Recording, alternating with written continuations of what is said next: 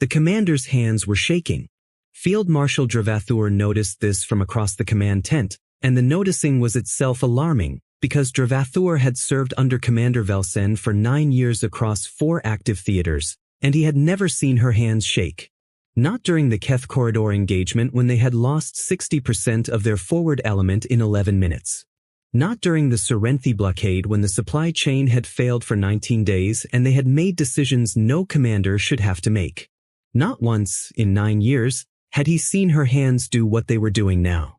She was holding a stopwatch. An actual physical stopwatch. Analog. The kind that existed nowhere in their operational kit.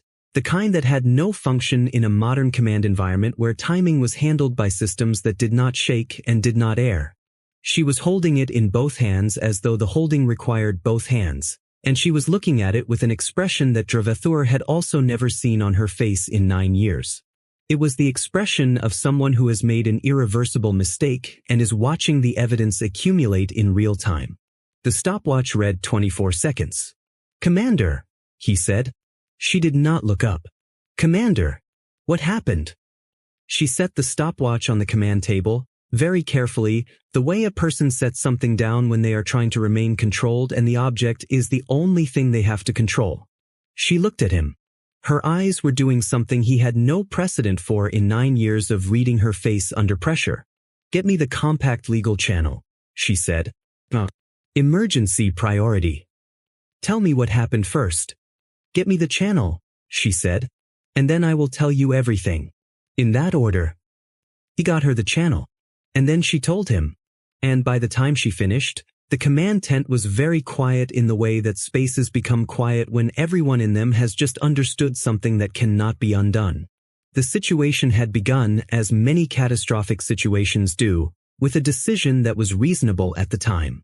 This was the part that would haunt Dravathur later, the part he would return to repeatedly in the weeks and months following, turning it over the way you turn over something you're trying to find the flaw in. The decision had been reasonable. The reasoning had been sound. The outcome had been a consequence of information they hadn't had and couldn't have had, and yet somehow, in the specific and terrible logic of everything that had followed, should have found a way to have. The Compact's joint military exercise on Vethra Station's training grounds had been running for 6 days. It was a multinational force integration exercise, standard procedure when new member species began contributing personnel to shared operational frameworks, designed to assess interoperability before actual deployment. The human contingent had arrived 11 days ago, 43 personnel across various specialization tracks, the largest human presence in a joint exercise since humanity's Compact membership had been formalized 4 years prior. They were, by the assessment of the exercise's senior staff, competent and cooperative and generally unremarkable in their integration performance, which was the best outcome the exercise was designed to produce. One of the 43 had been different. Not in his performance metrics. Not in his assessed capabilities. Different in the specific quality of his presence, which was a thing that experienced field commanders noticed and that assessment metrics rarely captured. His name was Recruit Jael Marin, and he was 26 years old, and he had been assigned to the exercise's Red Cell, the adversarial element, the people whose job was to think like an enemy and probe the exercise's defensive protocols for failure points. This assignment was considered a moderate prestige placement for a first-year recruit, not the most glamorous role, but one requiring genuine creativity and unconventional thinking. The kind of role given to people who showed evidence of operating laterally rather than within the expected lines. Jael Marin had been, by every account from the Red Cell's supervising officers, exceptional at it. This was the second piece of information that Dravathur would later identify as important, sitting in the command tent listening to the commander's explanation, parsing the sequence of events for the fault line where everything had gone wrong. The exercise's scenario on Day 6 had involved a prisoner capture and interrogation protocol, a standard element of force integration assessment that tested how personnel from different species operated in ethically complex tactical situations. Red Cell personnel were designated as prisoners for this phase. They were briefed on the scenario, on their rights under the exercise's rules of engagement, on the fact that the interrogation was simulated and no actual harm would occur. The briefing was thorough. The Compact's exercise protocol required it to be thorough, required explicit informed consent from every participant in a simulated detention scenario, required a documented acknowledgement from each red cell member before the phase began. Jel Marin had signed the acknowledgement. It was in the record. What was also in the record, and what Commander Velsen had discovered 40 minutes ago when she reviewed the document with new and horrified attention, was a notation at the bottom of Marin's acknowledgement form, in the small handwriting of a 26-year-old who had taken the briefing seriously, that said, "I understand this is a simulation. I also want to note for the record that I intend to treat it as real, because I think that's the point of the exercise, *." She had not read the notation when the form was filed. No one had. It was a notation at the bottom of a routine consent form, in a stack of 43 such forms processed by administrative staff who were looking for signatures, not addenda. She had not read it until 40 minutes ago, by which point it had been 24 seconds. The interrogation phase had been running for 3 hours when the incident occurred. 4 red cell prisoners were in the exercise's designated detention area, operating under simulated capture conditions, being processed through the interrogation protocol by blue cell personnel. The protocol was designed to test how blue cell members handled the tension between information extraction and treatment standards, a nuanced ethical exercise that produced useful data about cross-species cooperation under moral pressure. It was considered one of the more valuable elements of the full exercise framework. 3 of the 4 prisoners were performing as expected, maintaining cover identities, providing minimal information, testing the limits of permitted resistance within the scenario's rules. Standard adversarial behavior. The kind of behavior the protocol was designed to generate and respond to. Jel Marin was not performing as expected. He was not resisting. He was not providing minimal information. He was not maintaining a cover identity. He was sitting in the detention chair with the specific quality of stillness that his red cell supervisors had noticed in the 6 days prior and had attributed to composure, and he was looking at the blue cell interrogators with an expression that one of them would later describe, in a debrief statement, as, like he was taking notes. The blue cell's interrogation team had, after 90 minutes of working with the other 3 prisoners, turned their attention to Marin. They had applied standard protocol escalation, moving through the graduated pressure levels that the exercise scenario permitted. Marin had responded to each level with the same quality of calm, engaged attention, and had provided nothing. Not because he was resisting dramatically, not because he was performing stubborn defiance, but because he appeared to be genuinely, quietly, and completely unaffected by what was being applied to him. This had frustrated the blue cell team. It had also, critically, produced a misinterpretation. The team's senior interrogator, a Thorali officer named Grenville who had 15 years of experience and an excellent record in previous exercises, had assessed Marin's calm as a performance. As a technique. He had concluded that the human was using a trained psychological counterinterrogation methodology, the kind that required disruption to break, and that the appropriate response was escalation beyond the protocol's graduated levels. This conclusion was wrong. The assessment was wrong. The methodology Grenville assumed Marin was deploying did not exist in any documented form that would explain what Grenville was observing. But it was a reasonable wrong conclusion, the kind that experienced people make when they encounter something that doesn't fit their existing categories and reach for the closest available category rather than acknowledging that the category doesn't exist. Grenville had escalated beyond the permitted levels. This was a protocol violation. A significant one. It had triggered the scenario's safety override, which should have ended that element of the exercise immediately and brought the supervising officers into the detention area within 60 seconds. The safety override had failed. A technical malfunction, later traced to a firmware conflict in the scenario management system that had been present but dormant for 3 exercise cycles and had chosen this moment to become active. The supervising officers had not been alerted. The detention area's monitoring feed had continued sending data to a system that was no longer processing it. Grenville had continued, and Jel Marin, who had written on his consent form that he intended to treat the simulation as real, had continued treating it as real. He had not broken. He had not broken through an additional 40 minutes of escalated pressure that exceeded the exercise's permitted parameters by a margin that Commander Velsen described, in the command tent, with the flat effect of someone reporting facts because the facts were already terrible enough without embellishment. He didn't ask them to stop, she said. He had the right to end the scenario. Every prisoner is briefed on the verbal code. One word and everything stops.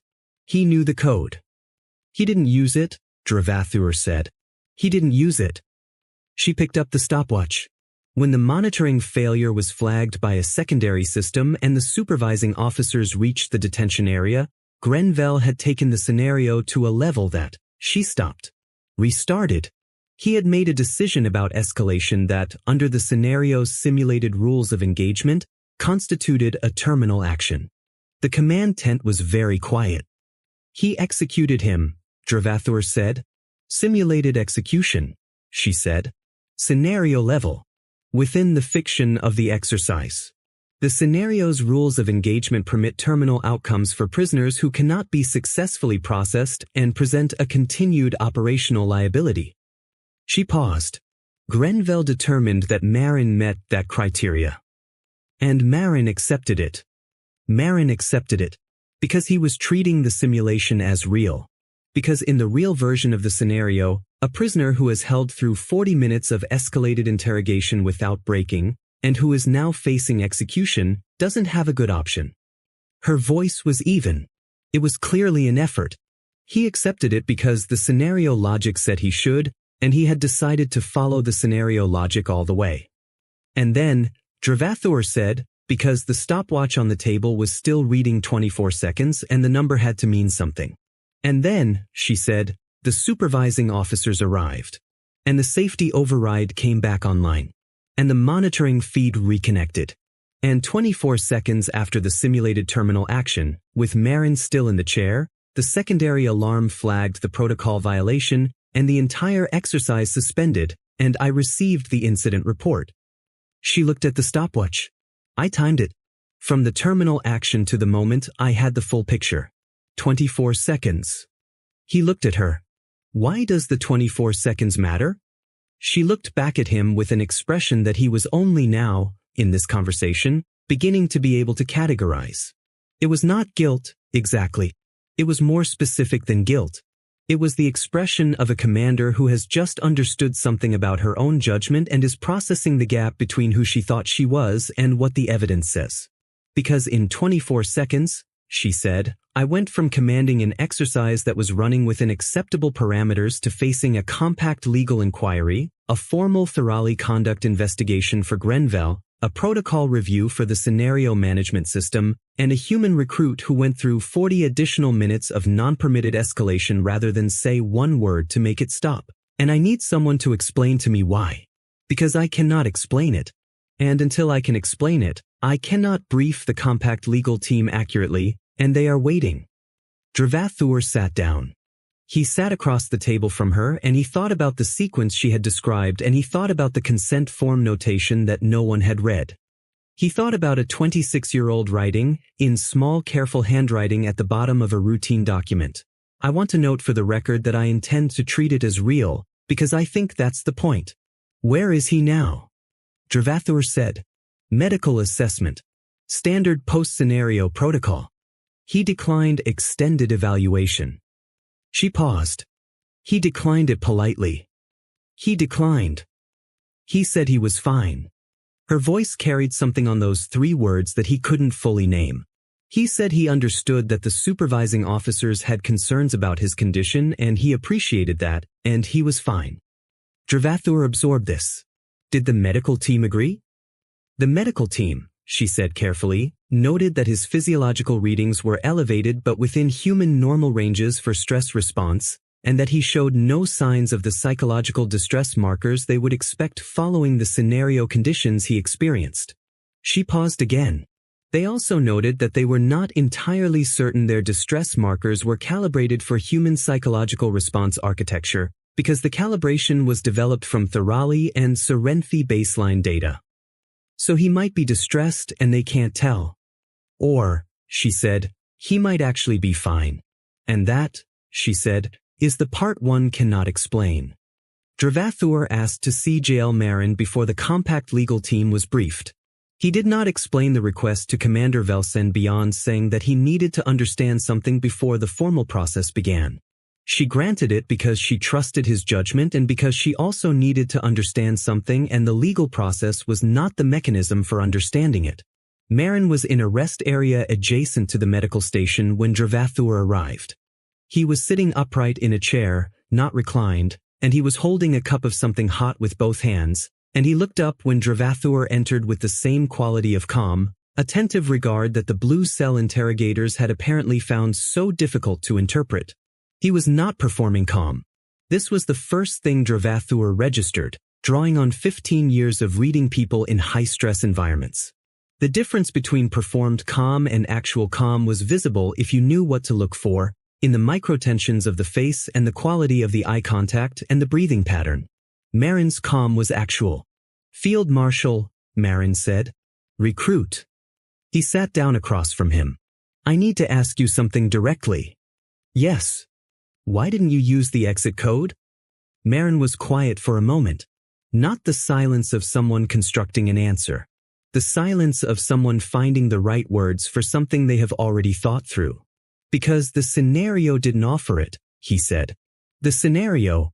Dravathur stopped. "The exit code exists outside the scenario.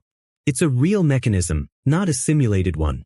Using it wouldn't have broken the fiction any more than actually being injured would break the fiction." "I know," Marin said. "Then why?" "Because I decided when I signed the form that I was going to do this for real," Marin said. He said it simply, without drama, the way someone states a decision they made before they arrived and have not revisited. "Not because I was trying to prove something. Not because I thought the right thing to do was to suffer through it. Because the point of the exercise," he paused, looking for precision, "is to know what you'll actually do. In the real version. Not the version where there's a word that makes it stop. There's no word that makes it stop in the field." "This isn't the field," Dravathur said. "Not yet," Marin said. They looked at each other for a moment. "You were hurt," Dravathur said. "Yes," Marin said. He did not qualify it. He did not minimize it. He acknowledged it with the same clean directness he applied to everything else. "And you're fine." "I'll be fine," Marin said. "There's a difference. Right now I'm somewhat not fine. By tomorrow I'll be closer to fine. In a week I'll be fine." He looked at Dravathur steadily. "The question you're actually asking is whether what happened broke something in me that I'm not showing you. And the answer is that I don't know yet, and neither do you, and the honest thing is to say so rather than reassure you." Dravathur sat with that for a moment. It was, he thought, the most precise answer to the implicit question he had asked that he had ever received from anyone in a situation like this. It was also, somehow, more unsettling than a reassurance would have been.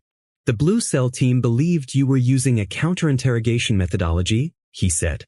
"A trained technique. They escalated because they thought they needed to break through it." "I know," Marin said. "I heard them discussing it." He paused. "I wasn't." "What were you doing?" Another pause.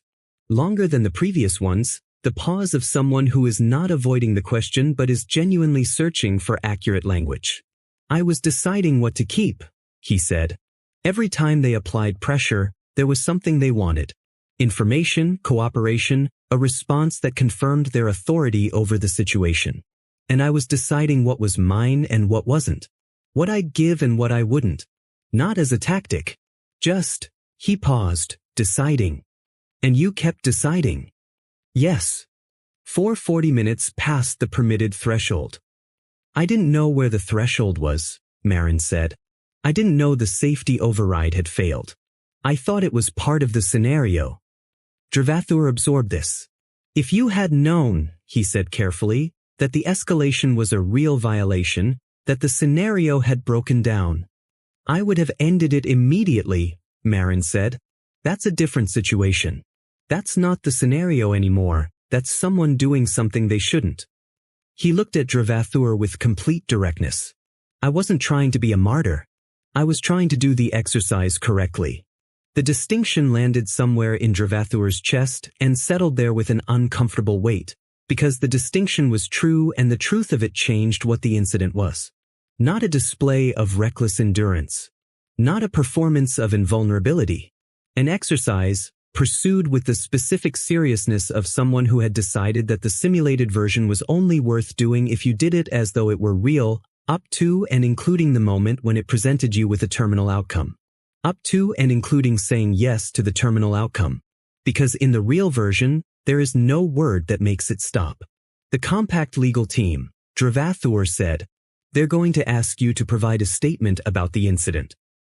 I know, Marin said. The statement will be used in the inquiry into Officer Grenville's conduct. I know that too. Your account will matter significantly, Dravathur said. The escalation was a serious violation. What you choose to include in your statement. I'm going to tell them exactly what happened, Marin said. Not defensively. Not aggressively. The way someone states something that is not in question. Including that I didn't know the override had failed.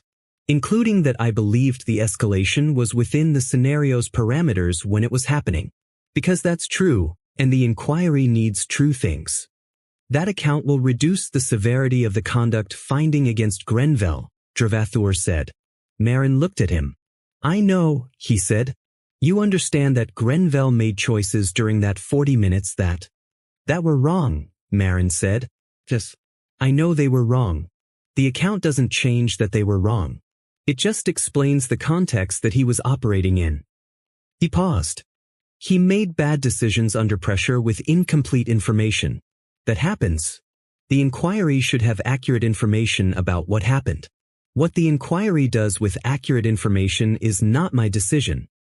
He met Dravathur's eyes steadily. Giving incomplete information to protect myself from a more complicated situation isn't something I'm willing to do. Dravathur sat in the chair across from a 26-year-old human recruit who had, 40 minutes ago, been in a situation that many experienced personnel would have found genuinely difficult to recover from, and who was now, in the recovery period, making clean and precise ethical decisions with the same quality of deliberate attention he apparently applied to everything. He thought about Commander Velsen's shaking hands. He thought about the stopwatch reading 24 seconds. He thought about 9 years of watching Velsen in situations that had not produced shaking hands, and about what specific thing, in this specific situation, had produced them. He thought he was beginning to understand what it was. He went back to the command tent. Velsen was on the compact legal channel when he arrived, providing the preliminary incident overview that the inquiry required. He waited until she finished. She ended the call and looked at him. Tell me, she said. He wasn't using a counterinterrogation methodology, Dravathur said. He was deciding what to keep. He said that. He wasn't resisting tactically. He was just deciding. Every time. What was his and what wasn't. She looked at him for a moment. What does that mean? I'm not entirely sure, he said honestly. But I think it means that Grenville was applying escalating pressure to try to break through a technique that wasn't there. He was trying to disrupt a methodology. There was no methodology to disrupt. There was just a person making a decision every time a decision was required. He paused. You can't escalate past that. There's nothing to escalate past. Every new level of pressure is just another decision. Velsen was quiet for a long time. Outside the command tent, the exercise grounds were suspended, 43 human personnel and the multinational force integration team standing in the specific limbo of an exercise interrupted by something no one's procedure covered. She looked at the stopwatch on the table. He told me to tell you something, Dravathur said. She looked up. He said to tell the commander that he's sorry for the disruption to the exercise. He said he understands it creates significant administrative difficulty and he wanted to acknowledge that. Dravathur paused. He also said that if there's a debrief session where his experience of the scenario would be useful for improving the safety override system, he's available. Velsen stared at him. He wanted to offer his experience as a resource, Dravathur said, for improving the system that failed. The silence in the command tent was the specific silence of two experienced military officers confronting something that their professional framework does not fully contain. He's offering to help fix the system, Velsen said slowly, that failed to protect him. Yes. Because the failure in the system is a real problem and he has relevant information about how it failed. That's how he described it, Dravathur said. Yes. She picked up the stopwatch. She looked at it for a moment. Then she set it down again. When I received the incident report, she said, I was angry. At Grenville for the violation. At the technical failure for the override. At myself for not catching it sooner. She paused. And then I understood what Marin had done, that he'd gone through it without using the exit code, and the anger, she stopped. Became something else, Dravathur said. I didn't know what it became, she said. I still don't entirely. I called for the legal channel because I needed something procedurally correct to do while I figured out what I was feeling.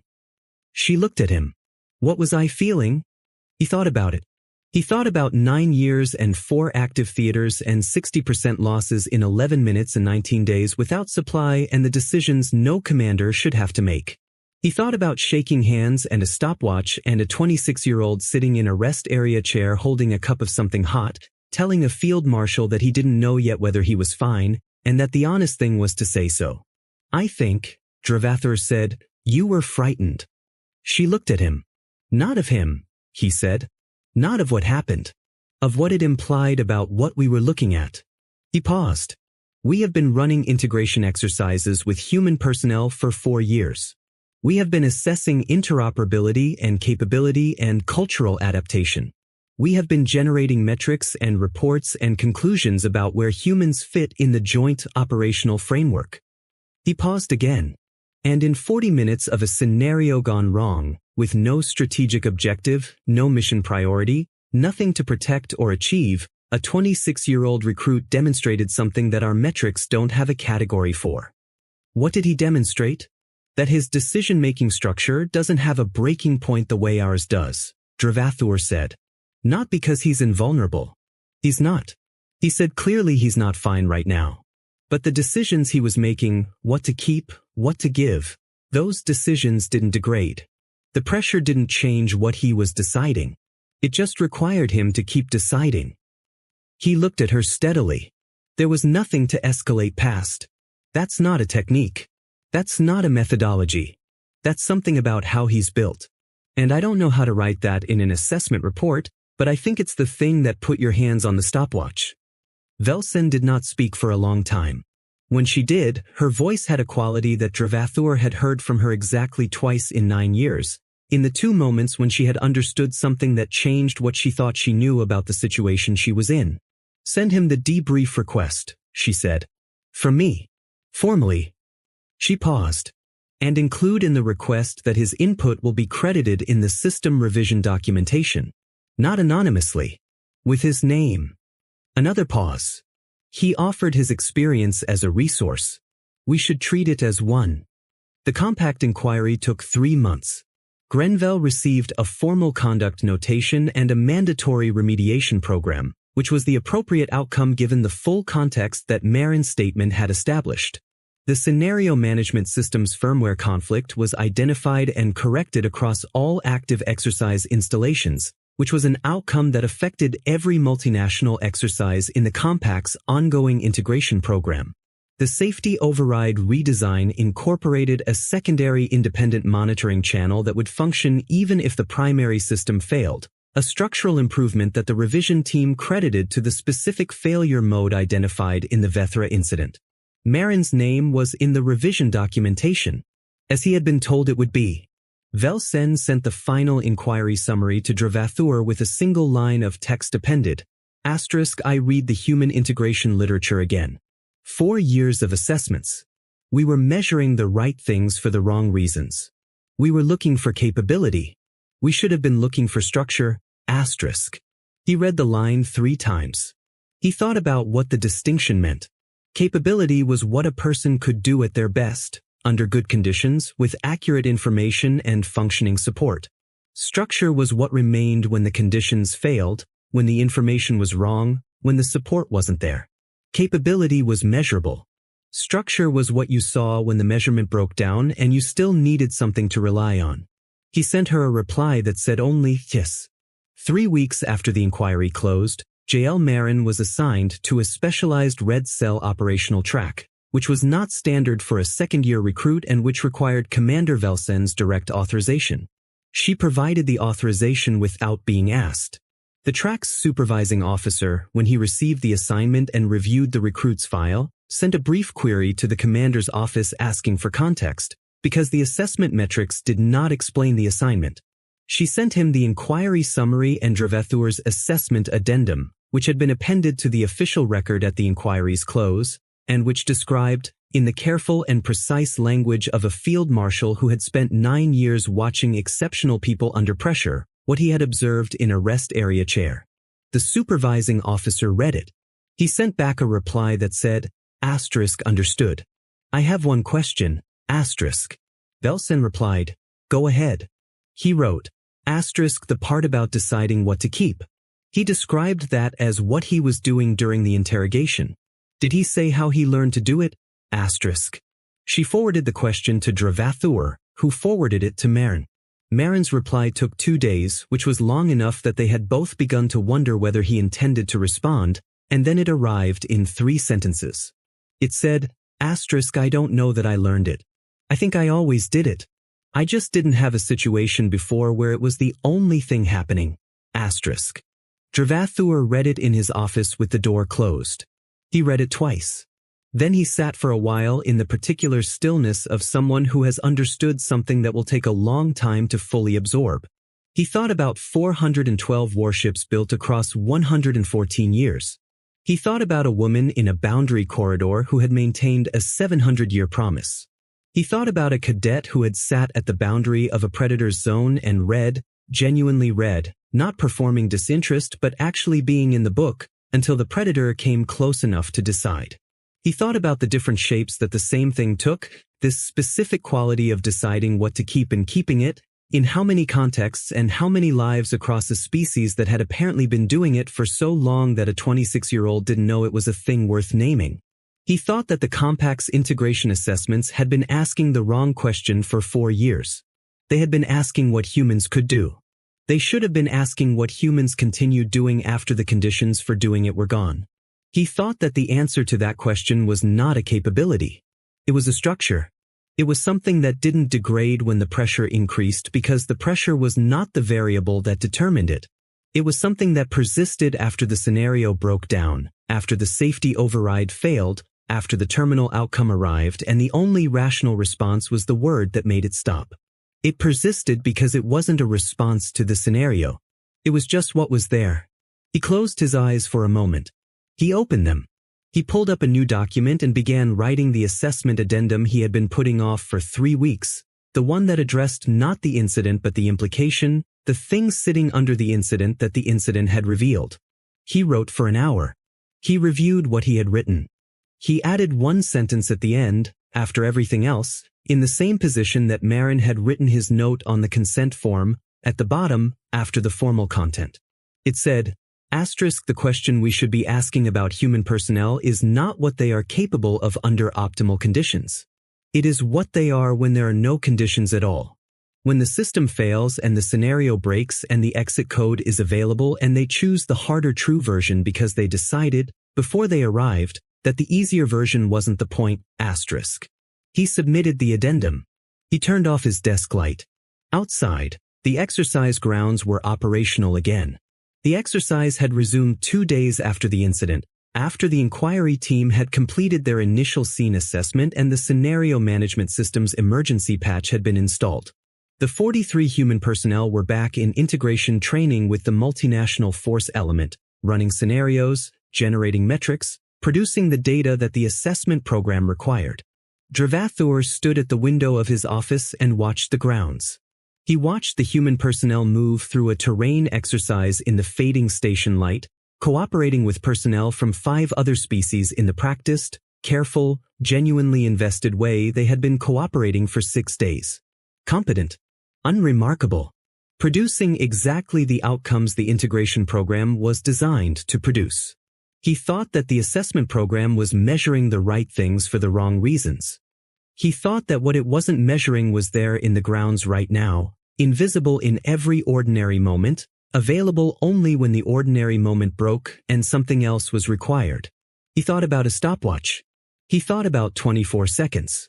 He thought about a decision made before anyone arrives, in the small careful handwriting of someone who has thought about what the point actually is, noted at the bottom of a form where no one will read it, where it doesn't need to be read because the person who wrote it already knows, because the decision is not for anyone else. It is simply what is there when everything else is gone, and what is there does not need an audience, and does not need optimal conditions, and does not need a safety override that functions.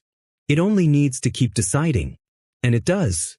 Long after every other variable in the equation has failed, and the scenario has broken, and the exit exists and is available and remains unused, it simply, quietly, without announcement or performance or any expectation of being understood, continues to decide. This was what the galaxy had not yet learned to measure. This was